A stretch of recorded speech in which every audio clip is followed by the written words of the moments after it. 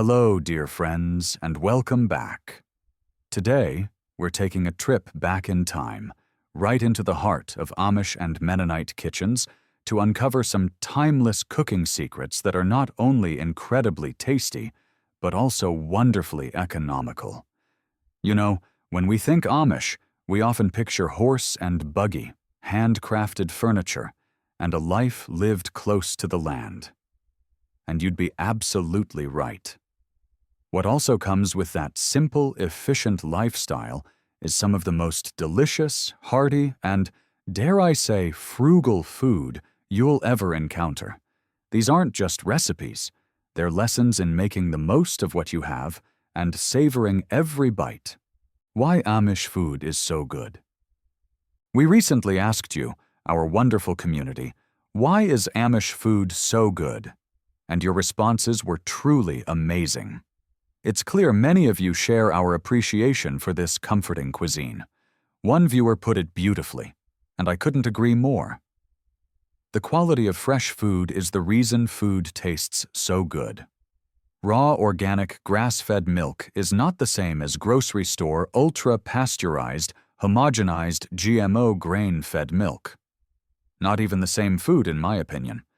Cook with good quality meat and you get good meals. Cook with grocery store factory farmed meat, and it is going to taste okay at best. This really gets to the heart of it. Quality ingredients are key. The Amish tradition of self-sufficiency often means their food is made with the best possible starting materials. As one commenter observed, Amish, Mennonite, and Hutterite food is the best out there. One of my friends is a Mennonite, and she is a phenomenal baker. She thinks of something and she makes it, and it's always amazing. When food is made with love and shared generously, it just tastes better, doesn't it? And speaking of a secret ingredient, there's one that truly reigns supreme in traditional Amish and Mennonite kitchens. The queen of the kitchen, if you will. It goes in everything, on everything, over everything. And that, my friends, is butter. As one viewer put it, butter. Same thing with Southern cooking girlfriend. It's true, isn't it? Butter just makes everything better. Now, I know some of you might be thinking, butter in everything? Isn't that a lot? And you're right. Traditional Amish cooking does use a lot of butter, and it certainly explains why some of us might struggle with weight a little bit, as one viewer kindly noted. But today, we're going to adapt some of these principles for our modern lives, focusing on the core wisdom, using simple, wholesome ingredients to create satisfying meals that stretch your dollar. 5 frugal and delicious Amish food favorites. I've picked out 5 of my absolute favorite Amish foods that I think will resonate with anyone looking to live a bit more wisely and a lot more deliciously. Let's dig in. First up, it has to be pie. The Amish make pies for themselves, they sell them, and they serve them at fellowship meals after church. You know, there's just something about a homemade pie. It speaks to a time when convenience wasn't the goal, flavor and sustenance were. And let me tell you, Amish-made pies are usually fantastic. I've had some truly incredible ones. My top 3 favorites are black raspberry, pecan, and snitz pie. Now, some of you might be wondering, what in the world is snitz pie? Well, it's a specific type of pie popular in Lancaster County, Pennsylvania. It's actually made from dried apples and has this dark, flavorful filling, almost like a really rich applesauce. It's commonly served at church, and you're starting to see it more for sale in stores too. If you're ever in Lancaster County, you just have to try it. Now, you might be thinking about choufle pie, which is probably the most famous Amish pie. But for me, it didn't make the top 5. It's fine, but it's not my absolute favorite. The traditional way the Amish eat it, though, is pretty interesting. They'll put it in a bowl and pour milk over it, kind of like a sloppy, sweet cereal. And that's actually not bad. It seems many of you agree on the power of a good pie. One viewer mentioned choufle pie as a heavy favorite, and also a Montgomery pie, a variation with a lemon-flavored cakey top. They even found a coffee whoopie pie at a store in Port Trevorton, Pennsylvania. See, different favorites, but the love for pie is universal. Another shared a memory of selling mini pies and whoopie pies as a kid, noting how Amish children and their mothers flocked to her stand. This just warms my heart. Community, good food, and kids loving homemade treats. Yet another viewer loved the homemade strawberry pie from Arthur, Illinois, calling it the best worth every calorie. Next up, we have breakfast casserole. Oh, this is a staple when I visit my Amish friends in Pennsylvania. One particular friend makes the best breakfast casserole you've ever had. What's in it? Well, it's like in a casserole pan, and I don't even know all the things that go in there. But obviously there's eggs, there's cheese, there's some meats like sausage, and it's got kind of a sweetness to it. So I think there's probably some kind of maple syrup included as well. It's absolutely delicious, and definitely not a diet food. What's great about this is that it's not some secret Amish ingredient. My friends made it at my house in North Carolina with regular grocery store supplies, and it was just as fantastic. This is a perfect example of frugal cooking, using simple, hearty ingredients to feed a crowd. And believe me, after a long morning of chores, or even just a busy day, this casserole really sticks with you. It's the kind of meal that fuels hard work, which is why it's so perfect for the Amish lifestyle. Now, this one is a bit of a debate for me. Is a donut a dessert, a snack, or breakfast food? For me, it's sweet, so I lean towards dessert. But however you categorize it, Amish-made donuts are in a league of their own. There's a story about an Amish community in Unity, Maine, where their donuts are so famous, people line up for them. They even had to shut down production during the pandemic, and it was a big deal because everyone loves them so much. I was once with some Amish friends in Lancaster County, and the whole family was outside, frying up donuts in big vats of oil. Then they'd stuff them with chocolate and cream and stuff. Oh, it was just so good. Making things from scratch like this, instead of buying processed snacks, is the essence of frugal living. It's about using simple ingredients to create something truly special, and often more affordable.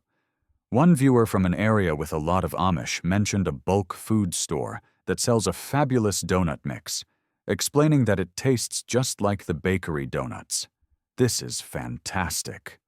Another shared a beautiful memory of their mother making homemade donuts with buttermilk, noting that while their mother wasn't Amish, the recipe likely came from Quaker ancestry. They emphasized that there is nothing like food made from farm-fresh ingredients. This is exactly the kind of grandma's green wisdom we're talking about. Recipes passed down, made with fresh, simple ingredients. It's about heritage and flavor, not just saving a buck. Our fourth item is Amish peanut butter, or as the Amish might call it, church peanut butter. This isn't your everyday peanut butter, folks. It's a special kind of a peanut butter spread, which the Amish traditionally serve at church or at the after-church fellowship meal.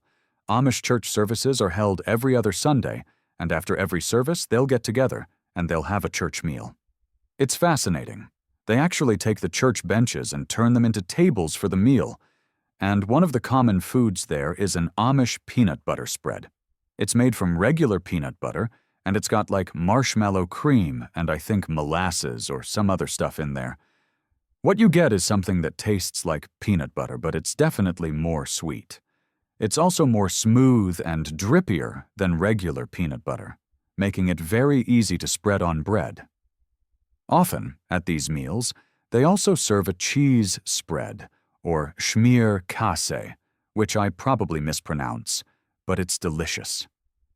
I love to take a piece of bread and put half of it with the peanut butter spread and half of it with the cheese spread. It's a great combo. The church meal itself is simple but incredibly tasty, especially after a long service. They offer 2 Amish church peanut butter recipes: the traditional, richer version, often full of sugar, and a healthier alternative that's said to be almost as good, if not better. This is a prime example of how traditional recipes, while delicious, can sometimes be adapted for modern health preferences. Finally, we have mountain pies. Now, despite the name, a mountain pie isn't a dessert. It's a savory, hearty sandwich made in a special sort of metal contraption with a long handle. You stuff 2 pieces of bread, meat, cheese, whatever other filling you like in there. Then, you close it up and hold it over the fire for a little while. A few minutes later, you've got a delicious, hot, melted sandwich. The taste is amazing, but honestly, with mountain pies, it's as much about the experience as it is about the food. There's something truly special about sitting around a bonfire on a cool summer evening with friends, making these pies. It's in the same family as making s'mores or roasting hot dogs over the fire. It's about connection, community, and enjoying simple pleasures. It's a perfect example of how food can be more than just sustenance. It can be a cherished memory and a way to connect. One viewer from the UK described a mountain pie as a toasted cheese and whatever sandwich, noting the distinct crimping and the risk of burns from impatient eating, a playful nod to the excitement of a hot, melty sandwich. Another viewer recalled using pie irons for camping, making breakfast, lunch, dinner, or even dessert with anything they could put between 2 slices of bread. This highlights the versatility and practicality of this simple cooking method, embodying our frugal and efficient philosophy perfectly. Amish-inspired frugal kitchen wisdom. Beyond these 5 specific dishes, Amish and Mennonite cooking offers a wealth of green wisdom principles we can all apply in our modern kitchens. One of the cornerstones is its reliance on meat and potatoes. It's about foundational, tried-and-true recipes that are hearty and filling. These are the kind of meals that stick to your ribs and nourish the family. As one viewer noted, this style of cooking looks very similar to traditional Polish way of cooking, or should I say use of ingredients, meat, potatoes, butter, oil. Let's start with a classic, sliced cheesy potatoes. This recipe is so easy, it almost doesn't need measurements. You just slice up some potatoes, melt some butter and pour it over, then sprinkle with salt, garlic powder, black pepper, and your choice of blended seasoning. Bake them, then add a generous cup of grated cheese, and bake again until bubbly and golden. It's incredibly satisfying, though I will admit, maybe not so great for the waistline, but oh, so delicious for a comforting meal. One viewer loved it. Thank you for sharing your recipes. I have the sliced potatoes topped with cheese in the oven right now. Smells wonderful. God's blessings to you all. Next up, we have poppy seed chicken. This is a super easy recipe that's typically served over rice. You combine cooked chicken with a sauce made from cream of chicken soup, sour cream, poppy seeds, and melted butter. Top it with crushed Ritz crackers and bake. While the recipe suggests serving with rice, for that true Amish-style meal, we stuck with potatoes as a side. And it's a dish that gets compliments. One commenter said, "I love the clean look of her kitchen. You would not be afraid to eat her cooking." That's high praise. Now, for something a little different, but still very much in the spirit of hearty, economical eating, Amish buttered noodles. You brown butter in a saucepan, add chicken broth, bring it to a boil, then stir in egg noodles and bring to a second boil. Cover and let it sit. This dish is all about those rich, buttery flavors and satisfying carbs. As one viewer noted, being from Lancaster County, Pennsylvania, the mention of buttered noodles brought back all the memories. Traditional treasures. There are so many more traditional treasures to explore. While our host isn't sure if it's strictly an Amish recipe, caramel pineapple rings are certainly a favorite in many homes. The magic happens with sweetened condensed milk, boiled in the can for about 4 hours until it transforms into a rich brown caramel. This simple, ingenious method creates a delectable topping for pineapple slices. Just a word of caution, as our host shares a personal family anecdote. It can be dangerous, so you need to make sure the water level stays above the top of the can. 'Cause if the water level drops below the top of the can, you will have an explosion, as Mom found out one night. It was everywhere in the kitchen. So be mindful of that water level. A commenter also touched on this, advising, "You shouldn't cook sweetened condensed milk in the can anymore. The cans now have plastic linings. You can make the caramel in a glass canning jar and scoop it out." This is valuable modern advice to keep in mind when trying traditional methods. Then there's deep-fat fried mush.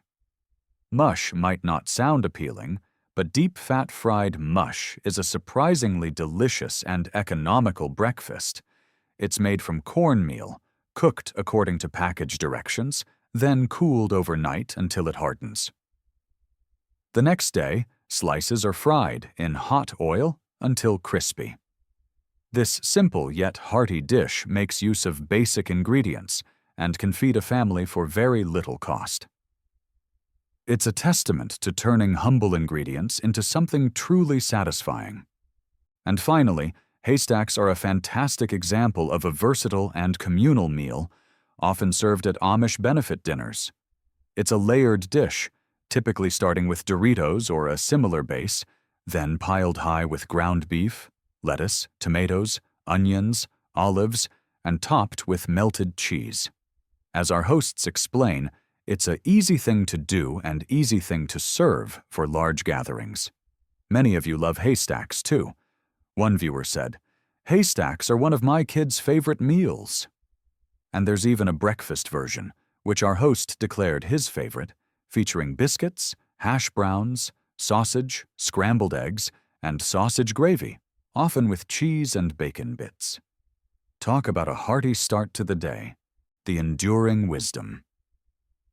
So there you have it, a glimpse into the wonderful world of Amish and Mennonite cooking, adapted for our modern, busy lives. These recipes teach us to appreciate simple ingredients, to cook from scratch, and to truly savor our meals. It's a frugal, natural, and timeless approach to food that never goes out of style. Why is Amish food so consistently good? Beyond the specific recipes, it seems to come down to a few core principles.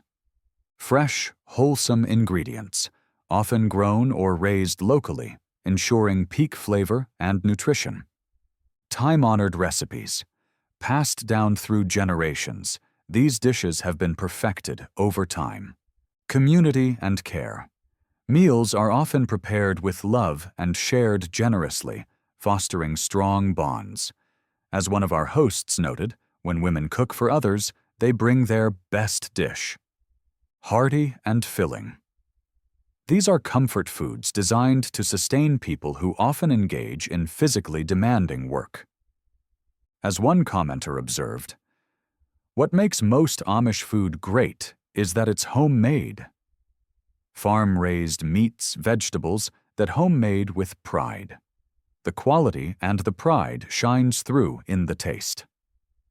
If you're looking to embrace a more frugal and efficient lifestyle, incorporating some of these Amish cooking principles can be incredibly beneficial. Focus on simple, wholesome ingredients, learn to make things from scratch, and enjoy the process of cooking and sharing meals with loved ones. Remember, living better with less isn't just about saving money. It's about enriching your life with quality, community, and the timeless wisdom that never goes out of style. I truly hope this video inspires you to bring some of these green wisdom cooking principles into your own kitchen. Do you have any favorite economical recipes from your own grandma? Share them in the comments below. I always love hearing your stories and suggestions. Thank you so much for being here with me today.